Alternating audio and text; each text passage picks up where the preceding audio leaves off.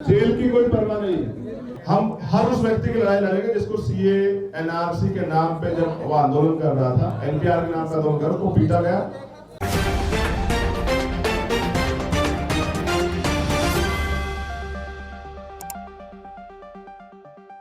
Hello, नमस्कार, आदाब, सत श्री अकाल और अस्सलाम वालेकुम। मैं हूं मोहम्मद अहमद काज़मी, लेकर आया हूं आपका पसंदीदा कार्यक्रम देश का आईना। आज आपके सामने बहुत स्पेशल प्रोग्राम पेश कर रहा हूं। नागरिकता कानून के खिलाफ देश भर में प्रोटेस्ट बढ़ते ही जा रहे हैं। अब तक केरल और पंजाब की असेंबली ने इस कानून को मानने से इनकार कर दिया है और केंद्र सरकार से इसे वापस लेने की मांग की है। केरल सरकार तो सुप्रीम कोर्ट भी चली गई है और अब पंजाब सरकार भी उच्चतम न्यायालय केंद्र सरकार के फैसले के खिलाफ मुकदमा दर्ज करने जा रही है। मैं आपको ये बता दूं कि विरोध प्रदर्शनों के बावजूद सरकार अभी तक कानून को वापस लेने की बात नहीं कर रही, बल्कि हमारे होम मिनिस्टर अमित शाह साहब अपनी जिद पर अटके हुए नजर आ रहे हैं। यहाँ मैं बहुत कुछ स्पेशल आपके लिए लाया हूँ। इस वीडियो को आखिर तक ज़रूर देखें। दलित युवा नेता और भीम आर्मी के अध्यक्ष चंद्रशेखर आज़ाद जेल से वापस आने पर भी आंदोलन को आगे बढ़ाने की बात कर रहे हैं। खबर में आगे बढ़ने से पहले आपसे गुजारिश है कि अगर आप YouTube पर देख रहे हैं तो सब्सक्राइब कर लें और घंटी दबाना ना भूलें, और अगर Facebook पर देख रहे हैं तो हमारा पेज फॉलो कर लें और लाइक ज़रूर करें ताकि आपको हमारी हर एक वीडियो की खबर सही वक्त पर मिल सके। और अगर आपको हमारी खबर सच्ची और अच्छी लगे तो अपने व्हाट्सएप ग्रुप, फेसबुक, इंस्टाग्राम और ट्विटर अकाउंट पर ज़रूर शेयर करें ताकि मीडिया स्टार वर्ल्ड की ये खबर दुनिया तक पहुंच सके। सरकार देश भर में हो रहे विरोध प्रदर्शनों को दबाने की कोशिश में नाकाम होती नज़र आ रही है। देश भर में नए शहरों में प्रदर्शनों की खबरें आ रही हैं। दिल्ली में शाहीन बाग के प्रदर्शन को फॉलो करते हुए कई शहरों में कुछ चौराहों का नाम ही शाहीन बाग रख दिया गया है। ऐसा लगता है कि सरकार जितना इसे दबाने की कोशिश कर रही है, ये चिंगारी फैलती जा रही है। किसी भी प्रदर्शनकारी की हिम्मत कमज़ोर होती हुई नज़र नहीं आ रही। पूरे देश में सरकार ने जिस अकेले नेता को जेल भेजा था, जिसे वो सबसे बड़ा ख़तरा समझ रहे थे, वो भी 25 दिन जेल में रहने के बाद बाहर आने पर मजबूत नज़र आ रहा है और कह रहा है कि अगर संविधान की प्रस्तावना यानी प्रीएम्बल पढ़ना जुर्म है तो वो ये जुर्म बार बार करेंगे। ये बात मैं कर रहा हूँ भीम आर्मी के संस्थापक अध्यक्ष चंद्रशेखर आज़ाद रावण के बारे में। वो कह रहे हैं कि जब तक ये काला कानून वापस नहीं होता तब तक विरोध प्रदर्शन जारी रहेगा। इससे प्रोटेस्ट को दबाने की सरकार की तमाम कोशिशें नाकाम होती दिखाई दे रही हैं। आइए देखिए, चंद्रशेखर आज़ाद ने तिहाड़ जेल से रिहा होकर 16 जनवरी गुरुवार को रात में नई दिल्ली में जोरबाग के नज़दीक दरगाह शाही मर्दा में पहुंचकर क्या कहा। मैं जेल से वापस आ गया और जेल की कोई परवाह नहीं है। ये न्याय की लड़ाई है, अधिकारों की लड़ाई है। इसके लिए एक नहीं 1000 बार जेल जाना पड़ेगा, स्वीकार है।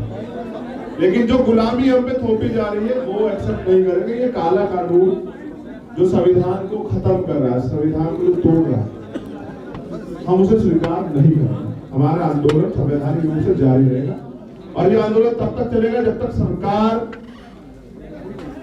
ये कानून वापस नहीं लेगी। क्योंकि जनता से सरकार है, सरकार को समझ आना चाहिए जनता से बड़ा कोई नहीं है। इसी जनता ने बनाया था, ये जनता उखाड़ देगी और अब हम सब लोग मिलकर इस देश के संविधान को बचाएंगे। हमारी लड़ाई संवैधानिक है क्योंकि हम अपनी फंडामेंटल ड्यूटी को निभा रहे हैं। ये देश के प्रत्येक नागरिक का कर्तव्य है। पार्ट 4 कॉन्स्टिट्यूशन पार्ट 4 आर्टिकल 51 ये कहता है कि देश के संविधान की सुरक्षा करना प्रत्येक व्यक्ति की जिम्मेदारी है और हम और हमारे साथी बड़ी महत्वपूर्ण तरीके से इस जिम्मेदारी को अदा कर रहे हैं। और उसी आर्टिकल का 51E ये कहता है कि देश में जाति, धर्म, लिंग, समुदाय, स्थान के आधार पर कोई भेदभाव किसी कानून में नहीं हो सकता। जो कर रहा है वो गलत कर रहा है, इसलिए हम लोग विरोध कर रहे हैं। तो बहुत साफ है, मुल्क का एक बार बंटवारा हो चुका है, दोबारा बंटवारा बर्दाश्त नहीं किया जाएगा। जो लोग मुल्क को बांटना चाहते हैं हम उनके खिलाफ लड़ेंगे और हमारी लड़ाई किसी व्यक्ति से नहीं, उस विचारधारा से जो देश के को बंटवारे में अपना फायदा महसूस कर रहे हैं। क्योंकि मैं बार बार मुझे पता है जितना भी पिछला इतिहास रहा, दंगे में कोई नेता नहीं मरता है, आम आदमी मरता है। सरकार दंगों में झोंक रही है। हम अपने लोगों की सुरक्षा करेंगे, देश के संविधान की सुरक्षा करेंगे। इस देश के संवैधानिक जितने भी इंस्टीट्यूशन है सबकी सुरक्षा करेंगे, चाहे वो मीडिया हो, चाहे वो जुडिशरी हो, चाहे वो चुनाव आयोग हो, चाहे पुलिस हो और चाहे हमारे विद्यार्थी हो। सब लोगों की सुरक्षा करना, इस देश की यूनिवर्सिटी की सुरक्षा करना देश के प्रत्येक व्यक्ति की जिम्मेदारी है, उसे अदा करेंगे। ये संघर्ष तब खत्म होगा सरकार क्या तो जो गलत चल रहा है उसको एक्सेप्ट करके अपने ये कानून वापस ले ले, क्योंकि हम संवैधानिक तौर पे आंदोलन कर रहे हैं। मुझे किया गया था, जेल भेजा गया, एक सिंगल एविडेंस उनके पास नहीं था मेरे खिलाफ, और फिर भी जेल भेजा गया। मैं पूछता हूँ कि 25 दिन मेरे लिए तो सुनहरे 25 दिन है, क्योंकि मैं अपने लोगों की लड़ाई लड़ते जेल गया, लेकिन क्या कोर्ट मुझे मेरे 25 दिन लौटा देगा? मेरे पास ऊपर राजा जी ने बताया, मैं हमारे लीगल एडवाइजर में, कि मेरे ऊपर बहुत पाबंदियां, मैं यहाँ नहीं जा सकता, मैं वहाँ दिल्ली में चुनाव चल रहा है, इस देश के दलित दिल्ली के चुनाव में हिस्सेदारी नहीं कर सकते। तो फिर मुझे लगता है कि सरकार वो चाहती है कि दलितों को गुलाम बना दिया जाए। जब तक बाबा साहब का कॉन्स्टिट्यूशन है, कोई हमें गुलाम नहीं बना सकता। और जो लोग उत्तर प्रदेश में मरे हैं वो बहुत गलत हुआ है। जिस तरह से वहां के मुख्यमंत्री ने आदेश दिया है और जिस तरह से भाजपा के नेता बोल रहे हैं कि गोली मारो, ये करो, वो करो, ये संवैधानिक भाषा नहीं है। इसलिए जनता ने इनको ताकत नहीं बख्शी। सत्ता का दुरुपयोग जनता इनको खूब वापसी से समझाएगी। बहुत बहुत शुक्रिया मुझे सुनने के लिए। हम हर उस व्यक्ति की लड़ाई लड़ेंगे जिसको सीए एनआरसी के नाम पे जब वो आंदोलन कर रहा था, एनपीआर के नाम पे आंदोलन कर, उसको पीटा गया, उसको सताया गया, उसको नाजायज जेल में डाला गया। हमारी भारतीय संविधान सुरक्षा समिति उसकी पूरी लड़ाई लड़ेगी, भीम आर्मी के माध्यम से उसकी पूरी लड़ाई लड़ेंगे और ये आंदोलन जारी है। बहुत बहुत धन्यवाद। उन्होंने मीडिया से कहा, हमारा आंदोलन संवैधानिक रूप से जारी रहेगा जब तक ये कानून वापस नहीं लिया जाता। उन्होंने शाह मर्दा दरगाह में जेल से वापसी के आंदोलन के आगे बढ़ाने का ऐलान करके ये भी जाहिर कर दिया कि अब दलित न सिर्फ मुसलमानों के साथ बल्कि सभी कमज़ोर तबकों के साथ मिलकर आंदोलन चलाएंगे। उनकी कानूनी मदद जाने माने वकील महमूद प्राचा कर रहे हैं। उनका कहना है कि अब वे उन पुलिस वालों के खिलाफ मुकदमा दायर करेंगे जिन्होंने बिना सबूतों के चंद्रशेखर आज़ाद को गिरफ्तार किया था। यहाँ आपको ये बता दूं कि चंद्रशेखर आज़ाद ने नागरिकता कानून के खिलाफ आंदोलन जामा मस्जिद से शुरू करने का ऐलान 17 दिसंबर को प्रेस क्लब ऑफ इंडिया में किया था। देखिए उन्होंने उस वक्त क्या कहा था। उनके साथ खड़े हैं, कल ओबीसी भाइयों को या अन्य किसी भाई को भी पीटा जाएगा, परेशान किया जाएगा, हम उनके साथ भी खड़े होंगे, क्योंकि हम भारत के संविधान के साथ खड़े हैं। ये मुल्क सबका है, मेरा है, किसी अमित शाह का अकेले का नहीं है। अमित शाह को चाहिए जो गलती की है उसे स्वीकार करे और इस्तीफा दे। आपको बता दूं कि 20 दिसंबर 2019 को जामा मस्जिद की सीढ़ियों पर शांतिपूर्ण तरीके से नागरिकता संशोधन कानून यानी सीएए के खिलाफ प्रोटेस्ट कर रहे भीम आर्मी के अध्यक्ष चंद्रशेखर आज़ाद रावण को पुलिस ने अगले दिन यानी 21 दिसंबर को भड़काऊ भाषण देने के इल्जाम में गिरफ्तार किया था। देखिए उन्होंने जामा मस्जिद पर क्या कहा था। अभी तक किसी प्रोटेस्ट में हिंसा नहीं की है, इन्हीं के लोगों ने हिंसा की हमने देखा भी। बिना वर्दी के सिविल कपड़ों में गुंडे घूम रहे हैं। जान देने की जरूरत है और अपने शांतिप्रिय प्रोटेस्ट को ताकत देने की जरूरत है। प्रोटेस्ट को खराब करना चाहते हैं, ये सरकार के लोग हैं, आरएसएस के लोग हैं, बीजेपी के लोग हैं, हमारे लोग नहीं है। ये कह रहे हैं कि कपड़े देके जो लोग आंदोलन कर रहे हैं, मेरे कपड़े देख के बताइए मैं कौन घुसपैठिया हूँ, आतंकवादी हूँ। ये प्रधानमंत्री झूठ बोल रहा है, मैं आपको भाई हूँ और मैं दलित समाज से आता हूँ। सिर्फ मुसलमान आंदोलन नहीं कर रहा, हम सब लोग आंदोलन कर रहे हैं। हमें भी पता है कि ये कल हमें उनकी जमानत की अर्जी पर सुनवाई करते हुए 14 जनवरी को दिल्ली की 30 हजारी कोर्ट ने दिल्ली पुलिस को फटकार लगाते हुए कहा था कि पुलिस चंद्रशेखर आज़ाद के खिलाफ कोई ऐसा सबूत दिखाए जिसमें वे भड़काऊ भाषण देते हुए नजर आ रहे हों। जज ने इस हद तक सवाल कर दिया कि क्या जामा मस्जिद पाकिस्तान में है और अगर पाकिस्तान जाकर भी प्रोटेस्ट करना पड़े तो भी प्रोटेस्ट करना हर नागरिक का कानूनी अधिकार है। पुलिस चंद्रशेखर आज़ाद के खिलाफ कोई सबूत पेश नहीं कर सकी। चंद्रशेखर आज़ाद ने गिरफ्तारी से पहले मीडिया से बात करते हुए बताया था कि प्रोटेस्ट में शामिल ना होने के लिए उनको धमकाया जा रहा है। गिरफ्तारी के भी वक्त उन्होंने सभी प्रदर्शनकारियों से शांतिपूर्ण तरीके से विरोध प्रदर्शन जारी रखने के लिए कहा था। देखिए उन्होंने क्या कहा था। हिंसा ना हो, प्रोटेस्ट हो, कोई बात नहीं, हमारा अधिकार है प्रोटेस्ट करके। हमारे लोगों ने अभी तक किसी प्रोटेस्ट में हिंसा नहीं की है। इन्हीं के लोगों ने आके हिंसा की, हमने देखा भी। बिना वर्दी के सिविल कपड़ों में गुंडे घूम रहे हैं। गिरफ्तार करने की जरूरत है और अपने शांतिप्रिय प्रोटेस्ट को ताकत देने की जरूरत है। प्रोटेस्ट को खराब करना चाहते हैं ये सरकार के लोग हैं, आरएसएस के लोग हैं, बीजेपी के लोग हैं, हमारे लोग नहीं है। ये कह रहे हैं कि कपड़े देके जो लोग आंदोलन कर रहे हैं, मेरे कपड़े देख के बताइए मैं कौन घुसपैठिया हूँ, आतंकवादी हूँ? ये प्रधानमंत्री झूठ बोल रहा है। मैं आपका भाई हूँ और मैं दलित समाज से आता हूँ। सिर्फ मुसलमान आंदोलन नहीं कर रहे, हम सब लोग आंदोलन कर रहे हैं। हमें यह भी पता है कि ये कल हमें भी घर से खींच के निकालेंगे। 30 हज़ारी अदालत ने चंद्रशेखर आज़ाद की जमानत के साथ ये शर्त लगाई है कि वो छूटने के 24 घंटे के अंदर अपने शहर सहारनपुर चले जाएं। जाने से पहले दरगाह शाह मर्दा, दक्षिण दिल्ली में रविदास मंदिर और जामा मस्जिद जाने की इजाज़त दी गई थी।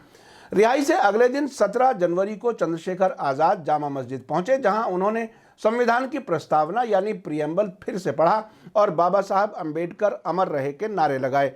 चंद्रशेखर ने मीडिया को बताया कि वे भड़काऊ भाषण जिसकी वजह से वे गिरफ्तार किए गए थे वो संविधान की प्रस्तावना का पढ़ना था और अगर संविधान की प्रस्तावना पढ़ना भड़काऊ भाषण है तो मैं उसे पढ़ूंगा क्योंकि देश संविधान के जरिए चलता है। देखिए उन्होंने जेल जाने के बाद जामा मस्जिद वापसी पर क्या कहा। यही है कि हम सब लोगों को बता सके कि एनआरसी सीए के को जो ये जो कानून है इसका वास्तविक क्या है स्वरूप। जैसे प्रधानमंत्री कह रहे हैं मैं 1000 रैली करूंगा, मैं ये कह रहा हूँ हमें 1500 रैली करनी पड़ी लोगों को जगाने के लिए तो हम करेंगे, लेकिन जो ये काले कानून पारित करके हमारे पर थोपे जा रहे हैं ये लोकतंत्र में नहीं होते, तो हम इनका विरोध करेंगे और संवैधानिक विरोध हमारा जारी रहेगा। बिल्कुल मैंने बताया कोर्ट के आने के बाद ही बताया कल ही कि वो भड़काऊ भाषण इस देश की संविधान की प्रस्तावना थी। अगर इस देश में संविधान को पढ़ना, संविधान की बात करना, संविधान की प्रस्तावना को पढ़ना भड़काऊ भाषण है तो मैं उसे पढ़ूंगा और तब तक पढ़ूंगा क्योंकि ये देश उस संविधान से चलता है। अदालत ने उनसे कहा है कि वे दिल्ली में 16 फरवरी तक कोई भी विरोध प्रदर्शन नहीं कर सकते। जेल से छूटने के बाद ऐसा लग रहा है कि चंद्रशेखर और मजबूत हो गए हैं। ये सरकार की नाकामी है कि लोग जेल जाने के बाद भी और मजबूत हो रहे हैं। यहाँ आपको ये जानना ज़रूरी है कि भीम आर्मी क्या है। ये एक सामाजिक संगठन है। इसकी स्थापना उत्तर प्रदेश में वकील चंद्रशेखर आज़ाद रावण और विनय रतन सिंह ने की थी। ये संगठन छुआछूत, भेदभाव, ऊंच नीच की भावनाओं को मिटाने के लिए शिक्षा के जरिए बहुजन मुक्ति के लिए काम कर रहा है। उत्तर प्रदेश में जातिगत संघर्ष के बाद ये संगठन अहम हो गया, जिसमें भागीदारी के लिए चंद्रशेखर आज़ाद को बाद में उत्तर प्रदेश की स्पेशल टास्क फोर्स ने गिरफ्तार किया था। ये संगठन पश्चिमी उत्तर प्रदेश में 350 ओपन स्कूल भी चला रहा है। अब ये मुल्क भर में राष्ट्रीय नागरिकता रजिस्टर, संशोधित नागरिकता कानून और राष्ट्रीय नागरिकता रजिस्टर के खिलाफ हो रहे विरोध प्रदर्शन में अहम भूमिका निभा रहा है। हाल ही में चंद्रशेखर आज़ाद की गिरफ्तारी के तुरंत बाद जाने माने वकील महमूद प्राचा ने नई दिल्ली में प्रेस कॉन्फ्रेंस करके ऐलान किया था कि संविधान सुरक्षा समिति बनाई गई है, जिसके संयोजक चंद्रशेखर आज़ाद और सह संयोजक वे खुद हैं, जिसका काम ये होगा कि देश भर में होने वाले प्रदर्शनों में तालमेल बनाया जाए। ये press conference media star world ने आप तक पूरी पहुंचाई थी। देखिए महमूद प्राचा ने उस वक्त क्या कहा था। जो मुहिम चल रही है संविधान विरोधी, उसको अपोज करने के लिए और पूरे देश में कोऑर्डिनेटेड तरीके से इसको चलाने के लिए, ताकि इसका रिजल्ट जल्द से जल्द आए और सरकार जो है ये दमनकारी सरकार जो इसको अपने आप ही वायलेंस की घटनाएं करा के उसका जो इल्जाम लगाती है अम्बेडकरवादियों के ऊपर, उससे हम कैसे बच सकते हैं, उस सब की स्ट्रेटेजी बनाने के लिए और देश के कोने कोने से जो लोग इसमें जुड़े हुए हैं और आंदोलन कर रहे हैं उनको एक प्लेटफॉर्म पे लाके पूरी ताकत से एक संगठन बना के सरकार के ऊपर जो हमें अपना विरोध प्रकट करना है, शांतिपूर्ण ढंग से, संपूर्ण रूप से शांतिपूर्ण ढंग से उसकी रूपरेखा तैयार हो सके एक जगह से। तो उस सिलसिले में इस जो समिति का नाम है वो संविधान सुरक्षा समिति रखा गया है, SSS या S3। इसमें जो सबसे पहला मुद्दा जो रखा गया है वो ये रखा गया है कि हम लोग इस बात को, और ये जो सुझाव था ये चंद्रशेखर साहब की तरफ से आया कि हम इस बात को कैसे सुनिश्चित करें कि सरकार खुद ही वायलेंस करा के, खुद ही हिंसक घटनाएं करा के इसका इल्जाम हम पे ना लगा सके। तो अब के बाद से, आज के बाद से जितने भी मुजाहरे, अब तक आपको ये अंदाज हो गया होगा कि मजहब की बुनियाद पर बनाए हुए नागरिकता संशोधित कानून के खिलाफ देश भर में कितने प्रदर्शन हो रहे हैं। और ख़ास बात यह है कि इनमें सिर्फ मुसलमान ही नहीं बल्कि सभी धर्मों के लोग इसमें हिस्सा ले रहे हैं। शाहीन बाग में तो सर्वधर्म प्रेयर भी हुई और सिखों ने बढ़कर हिस्सा लिया और प्रदर्शनकारियों को लंगर भी खिलाया है। अब देखना यह है कि सरकार अपनी जिद पर अटकी रहती है या देश भर की सड़कों पर नजर आने वाली हकीकत को तस्लीम करती है। आपको मेरा कार्यक्रम कैसा लगा कमेंट्स में ज़रूर लिखें। इसी के साथ मुझे दीजिए इजाज़त। धन्यवाद, शुक्रिया, थैंक यू। जय भारत, जय हिंद।